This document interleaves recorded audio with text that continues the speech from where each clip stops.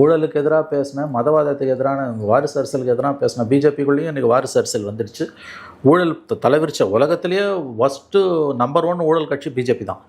ஆனால் இன்றைக்கி அவங்க எந்த இமேஜை இன்றைக்கி பில்டப் பண்ணி வச்சுருக்காங்கன்னா, காங்கிரஸோட 60 ஆண்டுகால ஆட்சி இருக்குல்ல, அதில் நடைபெற்ற ஊழலும், அதில் சிறுபான்மையின மக்களுக்கு அதிகப்படியான சலுகைகளை கொடுத்து விட்டார்கள் என்ற ஒரு பொய்யான தோற்றத்தை உருவாக்குனதும், சில இடங்களில் சிறுபான்மை கம்யூனலிசத்தோடு காங்கிரஸ் ஒத்து போனதும், உதாரணத்துக்கு ஷாபானு கேஸு, இப்போ சல்மான் ருஷ்தி கேஸு, இந்த மாதிரியான வெளிப்படையாக நாடு தழுவிய அளவில் இருந்த விஷயங்கள், ஒவ்வொரு மாநில அளவிலையும் சிறுபான்மை மதவெறிக்கு காங்கிரஸ் கட்சி பலியானதும் பிஜேபியை வளர்த்துருக்குது.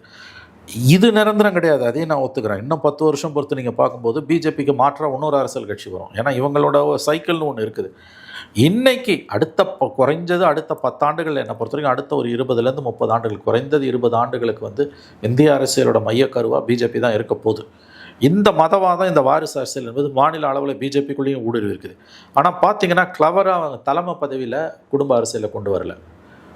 பெரும்பாலான மாநிலங்கள்லேயும் மத்தியிலையும் குடும்ப அரசியல் சுத்தமாக கிடையவே கிடையாது. மோடியோட பலம் என்னங்க, 2014 அவருக்கு பவர் ஃபுல்லாக 19 இப்போ தான் கொஞ்சம் குறைய ஆரம்பிச்சிருக்கு. இந்த 10 ஆண்டுகளில் 2013 பிஎம் கேண்டிடேட் அவர் போட்டதுலேருந்து மோடியோட மிகப்பெரிய பலம் அவருக்கு குடும்பம் இல்லைன்றது. அவருக்கு என்ன குடும்பமாக குட்டியா?